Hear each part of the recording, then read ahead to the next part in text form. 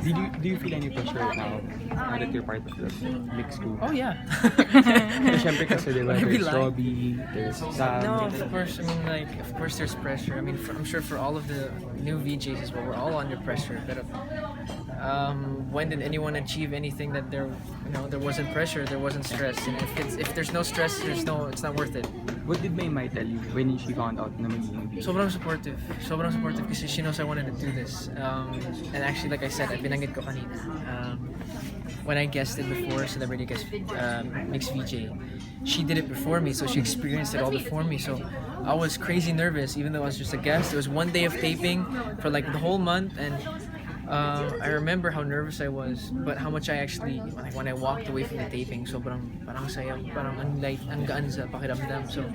So she's really supportive, and until now she's there, and she's one of my biggest critics. She's always the one telling me, parang stiff mo naman, ganun ba yan? So like, no, she's really there. She's always there.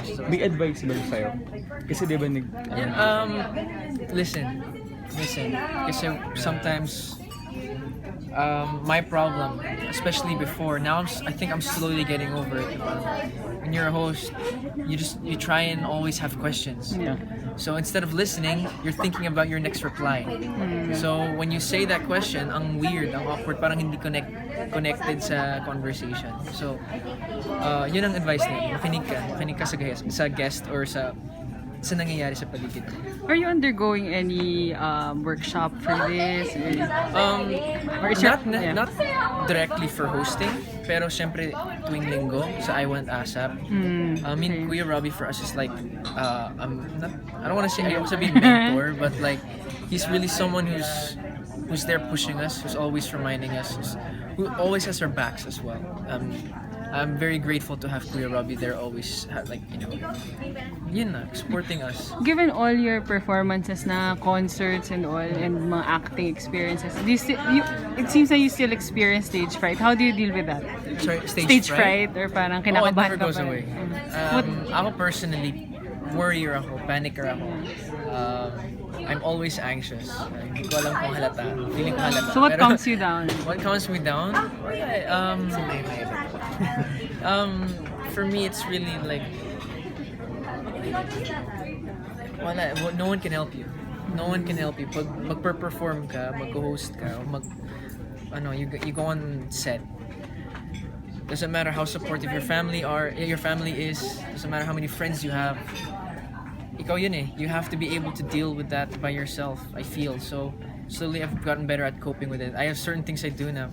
For me personally, I don't want to share it, but like things that big thing is just breathing. Diba? If notice when you're nervous, you hold your breath a lot. Diba? So like just breathing, listen to things around you, and ipasa mo yung focus ng mind mo sa iba kaysa sa sarili. And last na on me, you mentioned kanina na she would tell you parang, medyo stiff ka dito. Are you always like that to each other na no sugar coating? Parang ikaw rin ba? May sugar coating naman. Kasi, like I said, I'm a sensitive guy, so like especially in the moment, if someone says that, you take it the wrong way. So like we have that, we've adjusted to each other a lot, and yung nanay ko, siya walang sugar coating. Talaga? Pangit ng performance mo kanina. Ano ba yan? But no, like not necessarily like that, but she's very syempre mothers want the best for the children, so she always tells me straight. And I've gotten better because of that.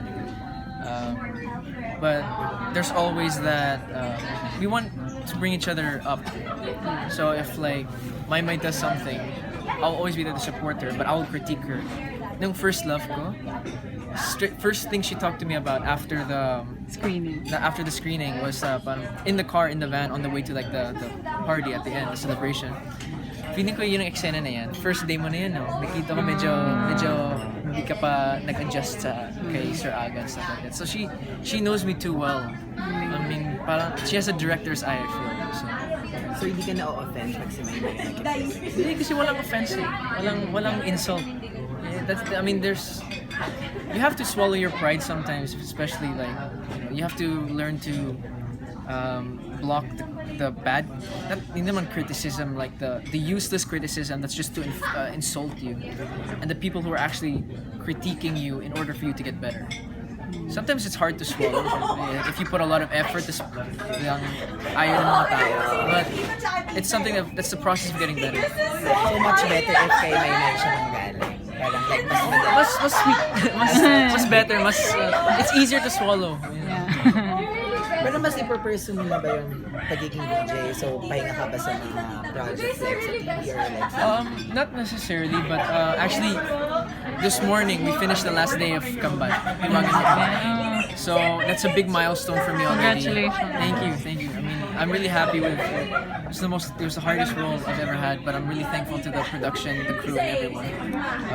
But hindi ibig sabihin na mag-host na ako, na titigil na yung ibang areas. Of course, I'm still working on getting better at acting. Ayoko na yung next project, ganun pa rin yung level ko na So ngayon, sorry. sa Tagalog at sa pag-arte. Ngayon ba pahinga ka muna or are there projects na movie or TV? I want to take a little bit of rest, Yeah. to be honest. I want to focus on, I don't believe in doing tons of projects sunod-sunod because I believe na parang mapalato yung skill level for me. I mean, I believe that you have to take a step back, evaluate what you did, take your learnings and swallow it, grow.